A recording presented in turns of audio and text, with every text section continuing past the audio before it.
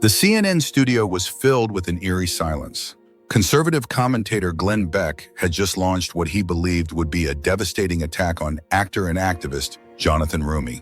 Beck's face twisted into a smug expression, a trademark of his years spent in the media and political arena. This was the same face that had intimidated many, bolstered by his outspoken rhetoric. But what happened next shocked everyone. Jonathan Roumie didn't flinch. He didn't stammer or falter under Beck's harsh criticism, like many others had. Instead, he calmly responded with such clarity, precision, and moral authority that it left Beck, the seasoned pundit, speechless for the first time in his career.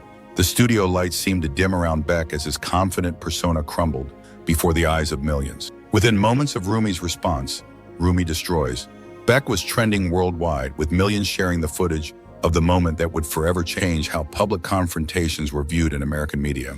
This wasn't just another political debate full of policy bickering that viewers would soon forget. It was a generational clash played out live on air, as Jonathan Roumie, a younger and socially conscious figure, demonstrated to the world that the old guard's intimidation tactics no longer held sway. This wasn't merely a discussion, it was a battle between two eras, two mindsets, and two approaches to power in America. And Glenn Beck, a man who had built a career on stirring controversy and forcing opponents into uncomfortable corners, was about to face an entirely new form of political combat. The predator was about to become the prey. Before diving into how Jonathan Roumie dismantled one of the most well-known figures in conservative media, make sure to hit that like button and subscribe so you don't miss any of these explosive political moments. What you're about to witness is a masterclass in media warfare that will change how you perceive power dynamics in America. You won't want to miss a single moment of this intense exchange. The camera operator seemed to grasp the historical significance of the moment, zooming in on Beck's face as the color drained from it, his confidence fading in real time. He realized he had just made a massive misstep. His eyes darted around the studio, searching for an escape route that was no longer available. But it was too late. The trap had been sprung, and Roumie had already won before most viewers even realized the battle had truly begun. To understand why this confrontation was so impactful, it's important to know who these two individuals were and why this moment mattered so much for the future of American public discourse. This wasn't just a random exchange between two media personalities. It was a collision between two completely different worlds, two contrasting eras, and two fundamentally different approaches to power. Beck walked into that CNN studio thinking he was facing just another Hollywood liberal he could easily undermine with his established reputation and years of experience. At 58, he had been using inflammatory rhetoric and stirring controversy long before Jonathan Roumie made his mark. Beck was a pioneer of the conservative media movement, known for his bombastic statements and divisive tactics. He built his entire career on a simple but effective strategy: present yourself as the voice of reason, use historical reference to display intellectual superiority, and use loaded questions designed to trap opponents into uncomfortable positions. His method was devastatingly effective, appearing calm and measured, while delivering attacks so sharp that opponents often appeared foolish in comparison. For years, this approach worked flawlessly. Politicians, activists, and public figures entered debates with Beck, thinking they could match his intellect or rhetorical skill, only to find themselves caught in his traps. Beck made a career out of making others appear weak while positioning himself as the seasoned expert. But Jonathan Roumie wasn't just another target, and this wouldn't be another typical confrontation. Roumie, an actor and outspoken activist, came to this exchange armed with more than just celebrity status. Before his rise in Hollywood, Roumie spent years advocating for social justice and standing up for marginalized communities. He had been at the forefront of speaking out against societal inequities, addressing racial and religious tensions, and promoting compassionate values. Roumie wasn't afraid to challenge the status quo, particularly when it came to media figures like Beck, who often used inflammatory rhetoric to push an agenda. Roumie had spent years using his platform to advocate for justice, and when it came time to confront Beck, he was more than prepared. While Beck leaned on sensationalism, Roumie brought a combination of facts, empathy, and moral clarity to the discussion. Unlike many others who had faced Beck, Roumie didn't let himself be intimidated. Instead, he flipped the script, calling out the hypocrisy in Beck's rhetoric and exposing the flaws in his arguments with unwavering confidence. Roumie didn't need to play by Beck's rules. He had his own. He relied on his experience in the entertainment industry, where he had faced similar challenges of being underestimated and dismissed due to his faith in activism. As an actor, Roumie was no stranger to criticism, but it had only strengthened his resolve. When the confrontation began, Beck came out swinging, trying to assert dominance over Roumie with his usual combination of aggressive questioning and historical references. But Roumie didn't flinch. He calmly responded, speaking about the societal issues that Beck's commentary often ignored: racial injustice, income inequality, and the importance of empathy in addressing the issues facing ordinary Americans. Roumie presented facts and statistics, underscoring how media figures like Beck were often complicit in perpetuating harmful stereotypes and divisive rhetoric. Beck, desperate to regain control of the narrative, tried to interrupt Roumie with his usual dismissive tactics. He attempted to corner Roumie with a loaded question, hoping to trap him in a moment of weakness. "You talk about unity, Jonathan, but how do you respond to those who say your views are divisive and unrealistic?" But Roumie, without missing a beat, fired back, "Divisive? No, Glenn. What's divisive is refusing to acknowledge the problems that millions of people face every day. People you're ignoring in favor of sensational headlines. What's unrealistic is pretending we can move forward without addressing the fundamental issues of inequality and injustice in our society." The response was precise, cutting through Beck's arguments with ease. Roumie had made it clear. His advocacy for unity wasn't about sweeping problems under the rug. It was about acknowledging the truth, no matter how uncomfortable it might be for the establishment to hear. Beck, now visibly rattled, attempted to deflect. "Well, Jonathan, I've been in this game long enough to know how the world works. You're out here talking about equality and justice, but do you really understand the complexities of the political system?" Roumie's voice didn't waver. "I understand that the system needs to change, Glenn, and it's people like you who cling to outdated narratives and perpetuate division who are holding it back. I don't need decades of media experience to know that what's broken in this country isn't just politics. It's the refusal to see people as equals, to acknowledge their struggles." The exchange continued, with Roumie systematically dismantling Beck's arguments, using Beck's own rhetoric against him. Beck, who had built a career out of crushing opponents with his superior intellect and aggressive tactics, was now the one on the defensive. Roumie's calm, moral clarity exposed the holes in Beck's arguments and left him grasping for answers that didn't come. By the end of the exchange, it was clear that the tables had turned. Roumie had not only defended his beliefs, but had also shown America that it was possible to confront an outdated, divisive rhetoric with facts, compassion, and a refusal to be intimidated. The media immediately began to buzz about the exchange, and the hashtag had Roumie destroys. Beck began trending across social media. The aftermath of this confrontation would be far-reaching. Roumie, once a figure primarily known for his acting, had now positioned himself as a leader of a new, more inclusive conversation in American politics. As for Beck, his credibility had taken a serious hit.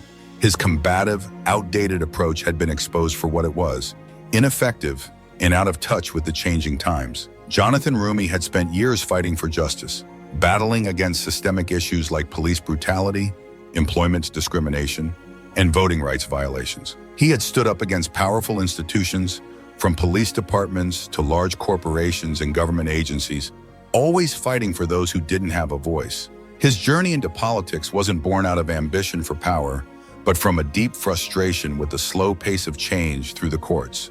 Roumie understood that true systemic change could only happen from within, and that's why he chose to bring his fight into the heart of the political system. His campaigns were always grassroots efforts, powered by small donations and volunteers who believed in his message of justice, equality, and compassion.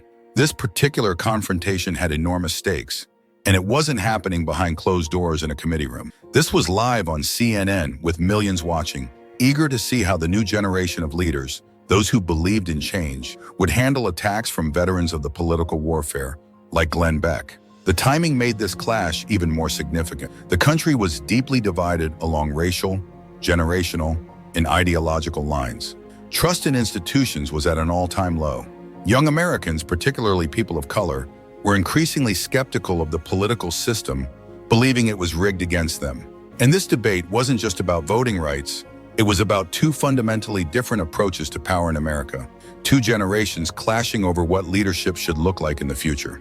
Glenn Beck represented the old guard, a man who believed seniority, connections, and institutional knowledge were enough to control narratives and intimidate opponents. Jonathan Roumie, on the other hand, represented the new generation, one that refuses to be intimidated, that fights back with facts and moral clarity, and that's willing to call out hypocrisy no matter who is delivering it. This confrontation was set up for dramatic effect. An 58-year-old conservative media figure facing off against a 43-year-old actor and activist, a relative newcomer in the political world.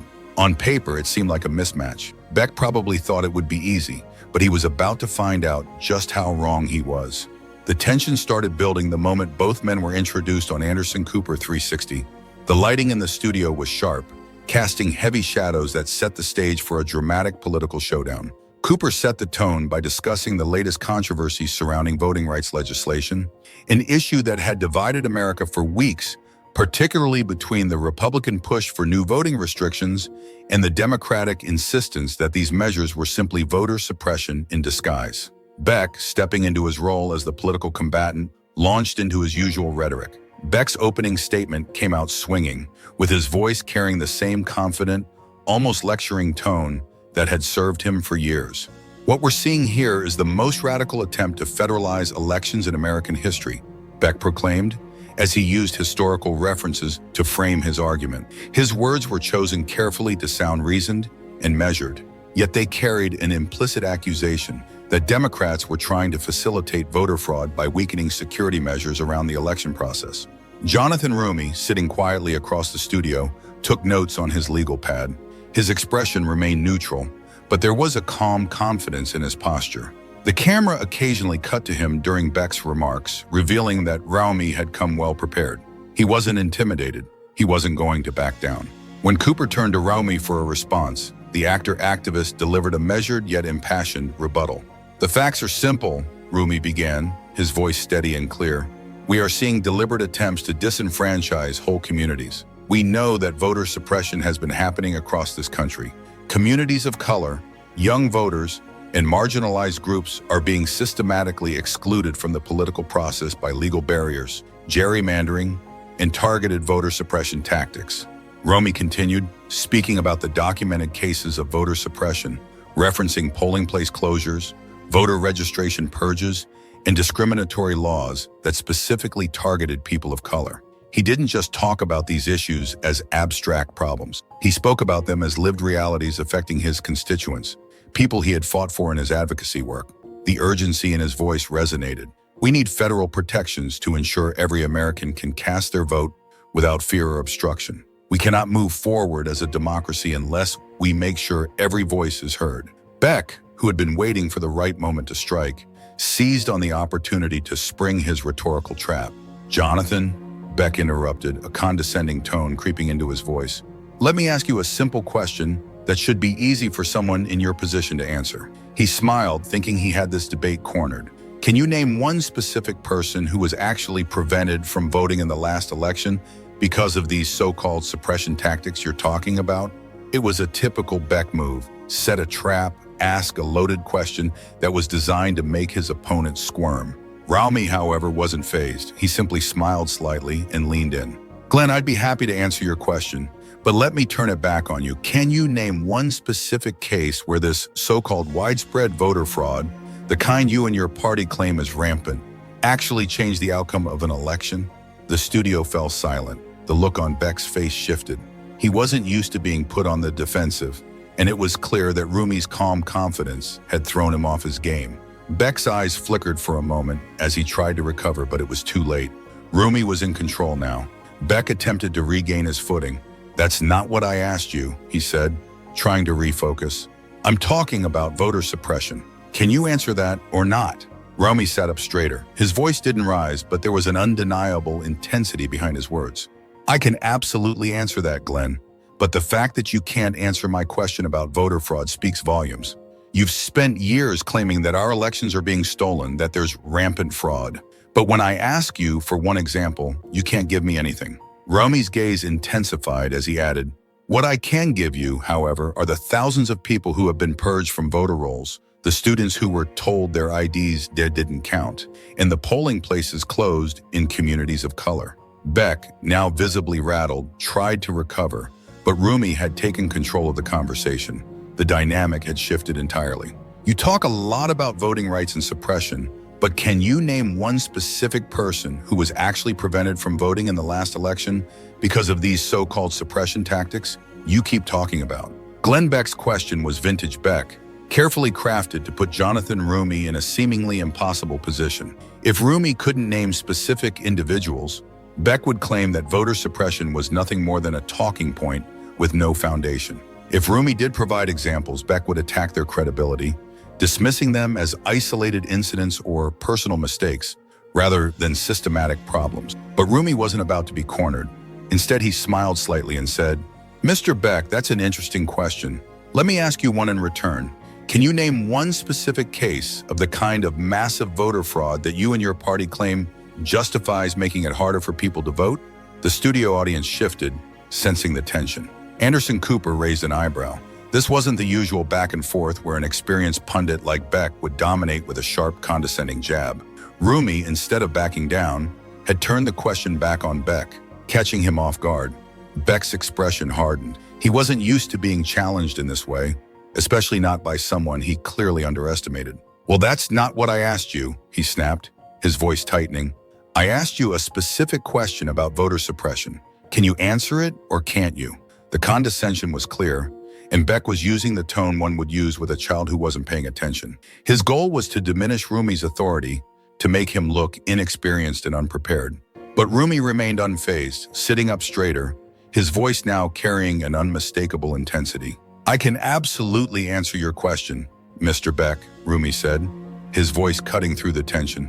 "But I think it's telling that you can't answer mine. You want to talk about specific cases? Let's talk about the 2,000 Texans who were purged from the voter rolls before the 2020 election. Let's talk about the polling locations that were closed in communities of color. Let's talk about the students who were told their college IDs weren't valid for voting, but gun licenses were." Roumie's words came fast and sharp, each one backed up by documentation he clearly had at his fingertips. He wasn't finished. "But here's really interesting, Glenn. You've spent years claiming that voter fraud is rampant, that our elections are compromised by massive cheating. So I'll ask you again, can you name even one case where this supposed widespread fraud actually changed the outcome of an election?" Beck, visibly frustrated now, knew his usual tactics weren't working. Roumie was doing something that rarely happened to Beck. He was putting Beck on the defensive while maintaining complete control of the narrative. "Look, young man," Beck said, using the phrase that seemed to hang in the air like a bomb waiting to explode. "You're clearly not understanding the broader implications here. This isn't about individual cases. It's about the integrity of our entire electoral system." The studio went silent. Even Cooper seemed to sense the shift in power.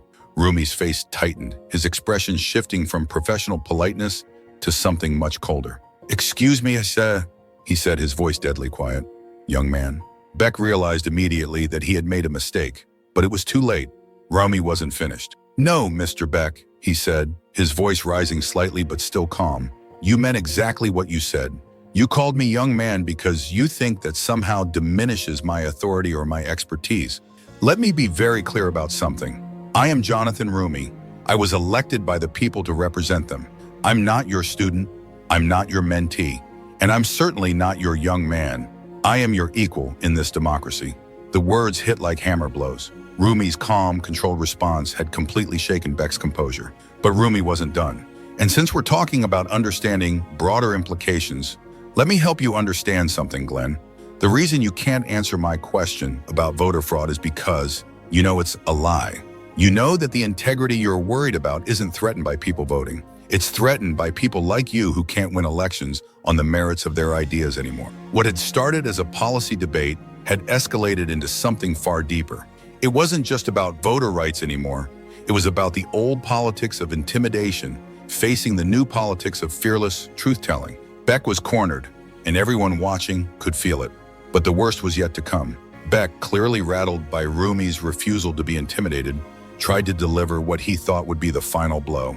"Congressman Roumie," he said, deliberately emphasizing the title almost mockingly, "let me explain something to you about how politics actually works in Washington. I've been practicing this game since before you were born. I revolutionized the conservative movement. I helped shape American history, and I've written more books about politics than you've probably read." It was an astounding display of arrogance. Beck, using his age and experience to claim superiority, had just mansplained politics to a sitting congressman on national television. Roumie let him finish. He sat there with a slight, knowing smile on his face, as if watching someone dig their own grave. When Beck finally stopped talking, the silence in the studio stretched for several moments. Roumie calmly leaned forward, his words slicing through the stillness. "Thank you, Glenn, for that response. You've just demonstrated exactly what's wrong with the old politics. You think your age and experience make you inherently superior, but all you've really shown is that your system is broken. You left your party in disgrace, and now you're trying to lecture us on how to protect democracy?" The audience sat in stunned silence. Roumie's calm, factual, and moral response had not only dismantled Beck's argument, but had exposed the flaws in his entire worldview. "The reason people like you can't win anymore," Roumie continued, "is because the world has changed. You represent a past where power was held by people who thought they could intimidate others with their age and status. I represent the future, a future where competence and integrity matter more than experience and arrogance." Cooper looked as though he was about to jump in, but Jonathan Roumie held up a slight hand gesture that clearly meant, "I've got this." When he finally spoke, his voice was calm, measured, and absolutely devastating in its precision and moral clarity. "Mr. Beck, I want to thank you for that response because you've just demonstrated exactly what's wrong with the old guard of American politics better than any textbook or political science lecture ever could. You think that because you've been around longer, that somehow makes you wiser or more qualified to speak on these issues. You think that because you wrote some books and held some positions decades ago, that means everyone else should automatically defer to your supposed expertise and bow down to your political wisdom." Roumie paused deliberately, letting his words sink in with the studio audience and the millions watching at home. The silence stretched long enough to make everyone uncomfortable, including Beck himself. But then Roumie continued, "But here's what you've actually demonstrated with your long and storied career. You've shown us exactly what happens when people prioritize personal power over democratic principles. You resigned in disgrace after your own party turned against you. You were hit with ethics violations for using tax-exempt charitable funds for explicitly political purposes. You left your cancer-stricken wife to marry your mistress and then had the unbelievable audacity to lead the impeachment of Bill Clinton for infidelity while you were having an affair yourself." The brutality of Roumie's recitation was breathtaking in its completeness and accuracy. He wasn't just throwing random insults. He was systematically dismantling Beck's entire argument by reminding everyone of his actual record, his actual behavior, and his actual character over the course of his political career. "So when you talk about understanding how politics actually works in Washington," Roumie continued, "what you're really describing is a system of rank hypocrisy, institutional corruption, and shameless self-dealing that most Americans are absolutely sick and tired of. What you call valuable experience, I call exactly the kind of politics that desperately needs to be changed, the kind of behavior that has driven millions of Americans away from civic engagement." Beck's face had gone from red to pale during this systematic destruction of his credibility. He opened his mouth several times as if to respond, but Roumie's momentum was unstoppable. And clearly, Roumie wasn't finished with his demolition job. "You want to talk about studying politics?" Roumie asked, the contrast between them now crystal clear. "I studied constitutional law, I practiced civil rights law, I fought for people who were actually harmed by the kinds of policies you've promoted. You studied how to gain power. I studied how to use power to help people." The contrast was stark and devastating. While Beck had spent his career climbing political ladders and accumulating influence, Roumie had spent his fighting for justice in courtrooms and communities. And now Roumie was not only calling out Beck for his hypocrisy, but exposing a deep moral divide. "And you want to talk about reading books?" Roumie continued. "Let me recommend one for you, The New Jim Crow by Michelle Alexander. It might help you understand why voting rights aren't some abstract political game. They're about whether American democracy includes everyone, or just people who look like you and think like you." The reference was perfect, subtly but pointedly calling attention to issues of race and privilege in a way that Beck couldn't ignore. But Roumie saved the best for last. "You know what the real difference between us is, Mr. Beck? You're defending a system that worked for you, a system that gave you power, privilege, and wealth. I'm fighting for a system that works for everyone. You represent a past where calling someone young man was supposed to put them in their place. I represent the future, a future where competence and character matter more than age and arrogance. Roumie leaned forward slightly, looking directly into the camera. And here's something else for you to study. The people watching at home can tell the difference. The silence that followed was deafening. Cooper looked stunned. The studio audience was completely quiet. Beck, on the other hand, looked like he'd just been hit by a truck. He tried to rally. Well, that's a very passionate response, he stammered. But Roumie interrupted, cutting him off before he could finish. You came here tonight thinking you could intimidate me with your reputation and your condescension. You thought wrong. The era of old white men talking down to everyone else is over. We're not impressed by your past accomplishments, especially when they're mixed with so many scandals. We're focused on future solutions. Beck made one last attempt. I think you're being very unfair, he muttered. Roumie's voice rose slightly for the first time in the entire exchange. What's unfair, Mr. Beck, is trying to make it harder for people to vote. What's unfair is calling someone young man to diminish their voice. What's unfair is lecturing people about integrity when your own record is so problematic. Roumie sat back in his chair, his expression shifting back to that calm, controlled smile. But you know what? I appreciate you demonstrating so clearly why we need new leadership in this country. Thank you for making my point better than I ever could have myself. It was over. Beck had been completely, utterly destroyed, not through personal attacks or cheap shots, but through a methodical dismantling of his credibility and his argument. Roumie had used Beck's own words and his own record against him, all while maintaining his composure and dignity. Cooper, sensing the moment, tried to give Beck a chance to respond, but the former speaker just shook his head slightly. For perhaps the first time in his long political career, Glenn Beck had nothing to say. The triumph was complete.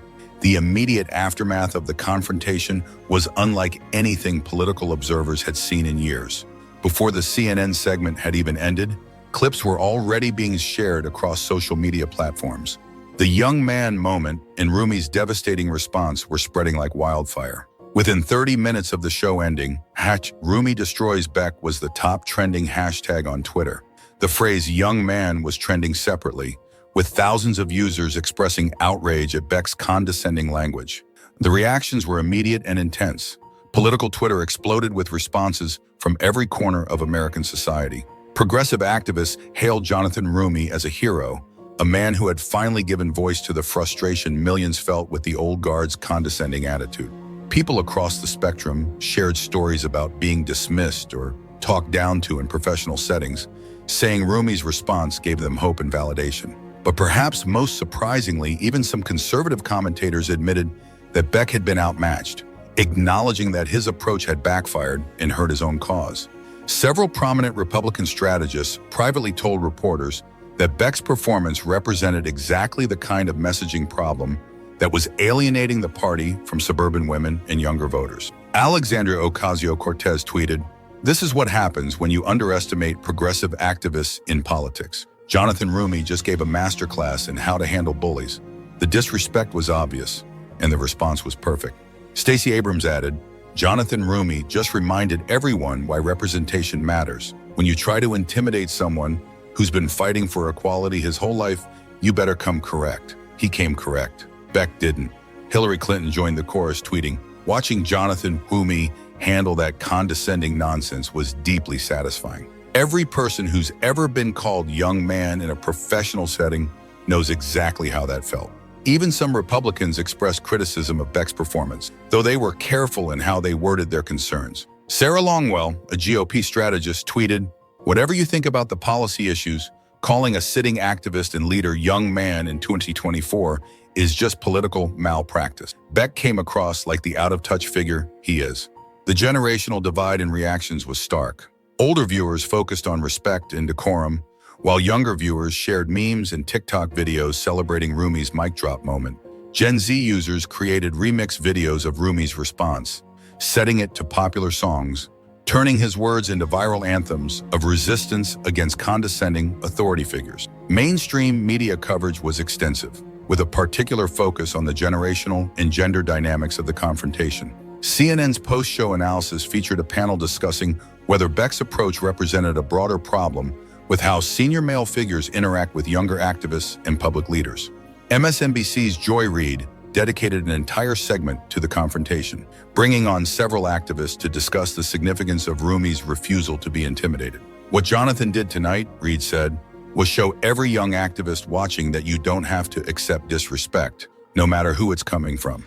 Even Fox News had to cover the story, though their angle was more critical of what they called Roumie's disrespectful treatment of an elder statesman. But even their coverage acknowledged that Beck had initiated the confrontational tone. The numbers told the story of the confrontation's impact. The original CNN segment was viewed over 10 million times across all platforms. Roumie's congressional office reported that their website crashed temporarily due to traffic, and they received thousands of supportive messages from across the country. More importantly, the confrontation energized Democratic voters, particularly women of color, who saw themselves reflected in Roumie's refusal to be intimidated by traditional authority figures. Fundraising emails referencing the confrontation performed extremely well for Democratic candidates, with some campaigns reporting their best single-day fundraising totals in months. The impact extended beyond Democratic politics. Women's organizations across the country reported increased interest in political engagement and activism following the confrontation. Several groups organized watch parties for Roumie's subsequent media appearances, turning him into a symbol of resistance against workplace discrimination and condescending treatment. Corporate diversity and inclusion trainers began incorporating clips from the confrontation into their presentations, using it as an example of how not to interact with colleagues and how to respond to condescending behavior in professional settings. The political implications were enormous and far-reaching. Roumie, who had already been rising in Democratic circles as a promising voice, was suddenly being mentioned in the same breath as future leaders of the party. Speaking requests poured in from universities, civic organizations, and Democratic groups, all eager to hear from the man who had stood up to one of the most famous political bullies in American history. Several major Democratic organizations reached out about potential endorsements and partnerships, recognizing that Roumie's star power could help them connect with younger voters and communities of color that had been skeptical of traditional political messaging. Political consultants from both parties began studying the confrontation for lessons on how to handle aggressive opponents and turn defensive moments into opportunities for offense. For Beck, the aftermath was far less positive and damaging to his long-term prospects. Several conservative publications ran pieces questioning whether his confrontational style was still effective in the current political climate, or if it had become a liability, reinforcing negative stereotypes about Republican attitudes toward women and minorities. The Wall Street Journal published an opinion piece titled, "When Old Tactics Meet New Politicians," which argued that Beck's approach had backfired and reinforced the very negative stereotypes about Republican attitudes toward women and minorities that many were eager to move past. More damagingly, several of Beck's upcoming speaking engagements were quietly canceled. Organizations that had booked him for corporate events suddenly decided they didn't want to be associated with someone who had been so publicly embarrassed. The confrontation had set in motion a new era of political and media dynamics, one where the old methods of disrespect and condescension were no longer effective. The implications of the confrontation were far-reaching, reshaping how political debates might be conducted in the future. Several cable news producers reportedly began discussing new guidelines for how guests should address each other, specifically to avoid the kind of condescending language that had led to Glenn Beck's downfall. Political scientists began analyzing the confrontation as an example of how generational change was reshaping American politics. Dr. Christina Greer from Roumie University wrote, "What we saw was a collision between two different theories of political authority. Beck represented the old model, where age, experience, and institutional position automatically confer authority. Roumie, on the other hand, represented the new model, where authority must be earned through competence, character, and integrity." The voting rights debate that sparked the original confrontation was suddenly receiving renewed attention, but now the focus shifted to broader questions. Who gets to speak with authority in American politics? How is respect earned and maintained? 3 days after the confrontation, Beck appeared on a friendly conservative podcast, clearly trying to rehabilitate his image and mitigate the damage from what had become a public relations disaster. He claimed his comments had been taken out of context by hostile media and liberal activists, and that he had tremendous respect for Roumie, despite their policy disagreements. "Look, I may have used some unfortunate phrasing," Beck said, his voice lacking its usual confidence, "but the substance of what I said about voting integrity remains absolutely correct. We can't let political correctness prevent us from having honest conversations about election security." However, the damage was already done, and his attempt at damage control was widely mocked on social media as too little, too late. Political commentators noted that Beck's apology seemed more focused on defending his policy positions than addressing the problematic nature of his condescending behavior. Roumie, meanwhile, used his newfound platform strategically and effectively, demonstrating the political skill that had made him a rising star in Democratic circles. He appeared on several major news programs to discuss voting rights and democratic participation, but he consistently brought the conversation back to policy substance rather than the personal confrontation. When asked directly about Beck's comments and behavior, Roumie maintained his composure and stayed focused on the bigger picture. "I think the American people can judge for themselves what they saw and what it represents," he said during an appearance. "I'm more interested in talking about how we protect democracy for everyone and ensure that every voice is heard in our political process."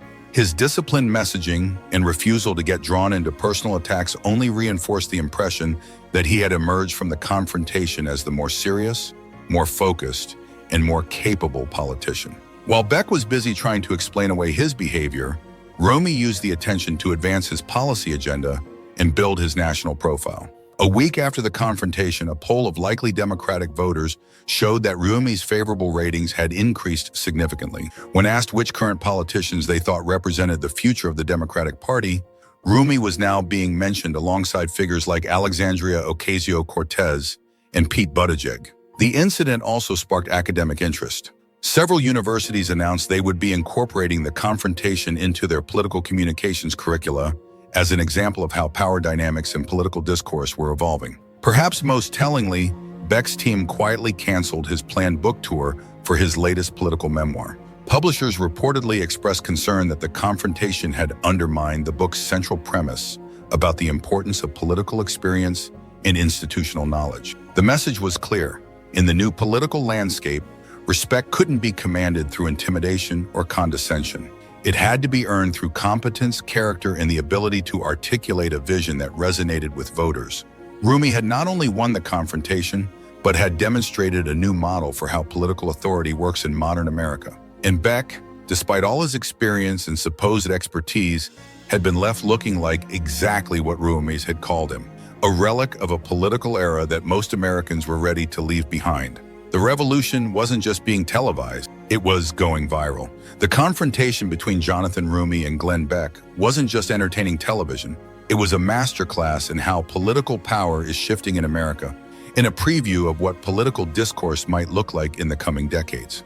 Roumie showed that preparation, principle, and fearlessness can defeat even the most experienced political operators when they rely on outdated tactics and assumptions about respect and authority.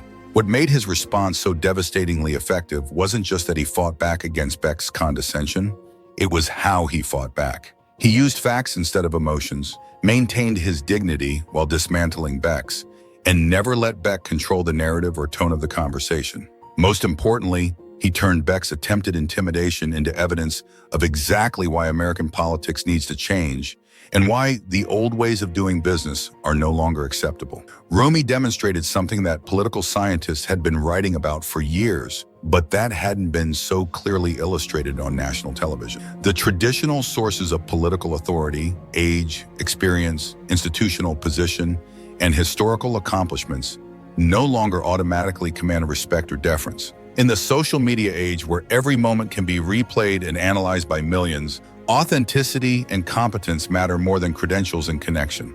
The lesson for anyone watching, whether in politics, business, or any field where power dynamics matter, is clear.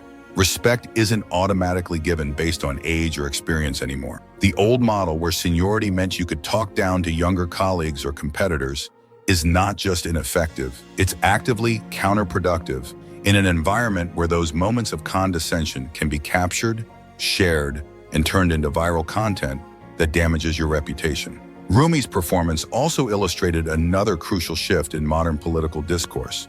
He didn't just defend himself against Beck's attacks, He went on offense, using Beck's own record and words to undermine his credibility. This wasn't defensive politics. This was strategic, aggressive response that left no doubt about who had won the exchange. The era of young man politics is officially over. The era of fearless, fact-based confrontation has begun. And anyone in positions of power better understand that the rules have fundamentally changed, just as Glenn Beck learned the hard way. The old playbook no longer works, and trying to use it will only result in public humiliation. The future belongs to politicians like Jonathan Roumie, those who combine deep preparation with fearless advocacy, refuse to be intimidated by reputation or position, and understand that in the modern media environment, authenticity and competence will always beat arrogance and condescension. Hit that subscribe button and ring the notification bell so you don't miss our next breakdown of these explosive political moments reshaping American discourse. Subscribe now so you're ready for whatever comes next.